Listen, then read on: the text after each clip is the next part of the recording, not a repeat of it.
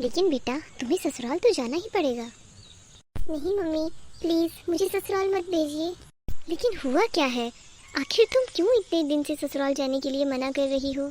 Mummy जब मेरी शादी नहीं हुई थी तब अगर मैं थोड़ा सा भी काम कर देती थी तो आप मेरी कितनी तारीफ करते थे, कितना लाड प्यार करते थे मुझसे।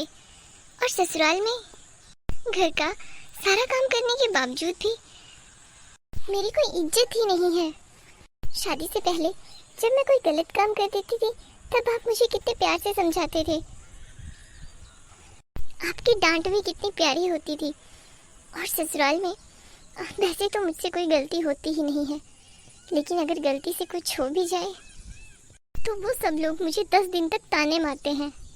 मम्मी आप तो कहती थी कि अब वो ही मेरा घर है, लेकिन वहाँ तो मैं अपनी मर्जी से कुछ भी नहीं कर सकती, तो फिर वो मेरा घर कैसे हुआ?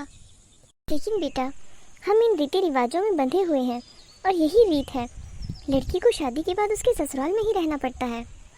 उन लोगों को कुछ टाइम दो। मम्मी मेरी शादी को 2 साल होने को आए हैं, लेकिन अभी तक मुझे ये समझ नहीं आई कि आखिर वो एक बहू से क्या चाहते हैं। घर का सारा काम करने के बावजूद भी मुझे यही सुनने को मिलता है कि आखिर तुम पूरा दिन करती क्या हो। अच्छा अब तुम अपना दिमाग ज़्यादा मत चलाओ और जल्दी से रेडी हो जाओ। नहीं मम्मी मुझे नहीं जाना है। देखो बेटा अब तुम्हारे भैया की भी शादी हो गई है, यहाँ भी 2 भाभियाँ हैं और मैं नहीं चाहती कि तुम किसी की आंखों का कांटा बनो। अभी फ़िलहाल के लिए तुम ससुराल जाओ, उसके बाद मैं देखती हूँ। आप तो मम्मी 2 साल से देख रही हैं, कुछ होता तो है नहीं आपसे। बेटा मैं ऐसा तो नहीं कर सकती कि अपनी बेटी का घर उजाड़ दूँ, और कुछ जगह पर शांति बनाए रखनी चाहिए, लेकिन फिर भी इस बारे में मैं तुमसे बाद में बात करूँगी। ठीक है। मुझे इस बारे में दामाद जी से बात करनी चाहिए। आरती तो बहुत ही ज़्यादा परेशान है। तब तो शादी से पहले बहुत बड़ी बड़ी बातें की थी सबने, और अब इसके साथ ऐसा कर रहे हैं। मेरे घर में भी तो 2 बहुएं आई हैं। घर को कैसे चलाना है ये घर की मुखिया पर निर्भर करता है। मुझे आज बात करनी ही पड़ेगी। अरे आरती तुमने जाकर अपने ससुराल में क्यों बताया? तुम्हें कोई परेशानी थी तो मुझसे कहती। देखिए जी हर बार हर बात कहना ज़रूरी नहीं होता, कुछ बातें आप खुद भी देख सकते हैं और समझ सकते हैं। लेकिन आरती तुम्हें भी तो ये समझना चाहिए, अब यही तुम्हारा घर है। देखिए जी बाकी बातें बाद में करना, पहले इस घर को कम से कम घर तो बनाइए।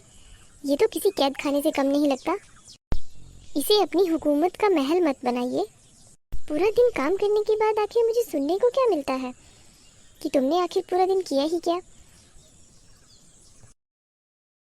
आ गई बहू रानी। हाँ मम्मी जी आ गई।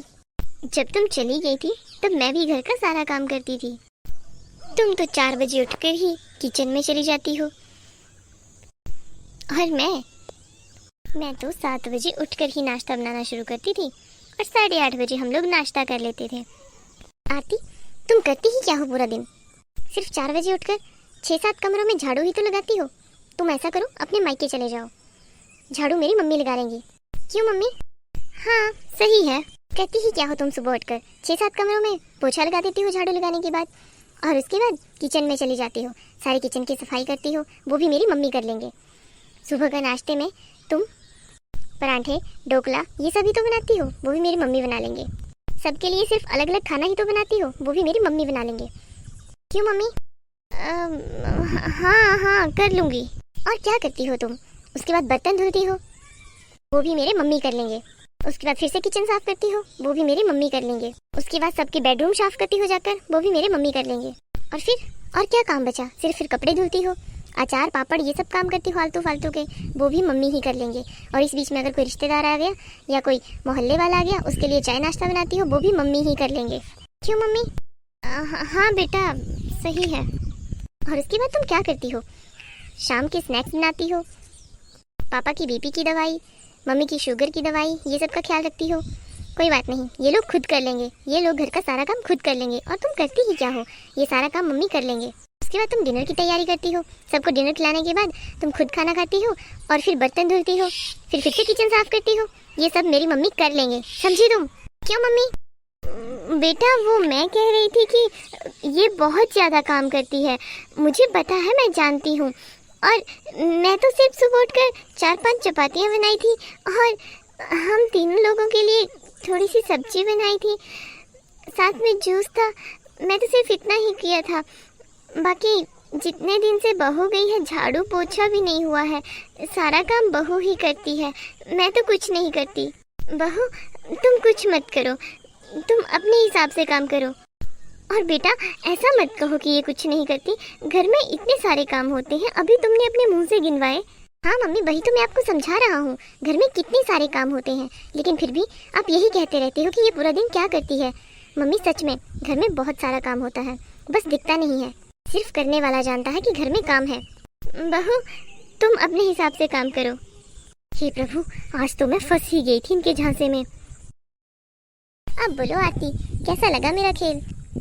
इस खेल का वैसे तो मुझे कुछ ज़्यादा फ़ायदा नहीं हुआ, बस एक ताना कम हो गया सुनने को कि तुम पूरा दिन करती क्या हो, बाकी काम तो मुझे ही करना है। हे भगवान, इन औरतों को कोई नहीं समझ सकता। हेलो दोस्तों, हमारी वीडियो कैसी लगी कमेंट सेक्शन में जरूर बताएं। ऐसे ही रोचक वीडियो देखने के लिए हमारे चैनल को सब्सक्राइब करें, बेल आइकन को प्रेस करें। मिलेंगे नेक्स्ट वीडियो में। Bye bye.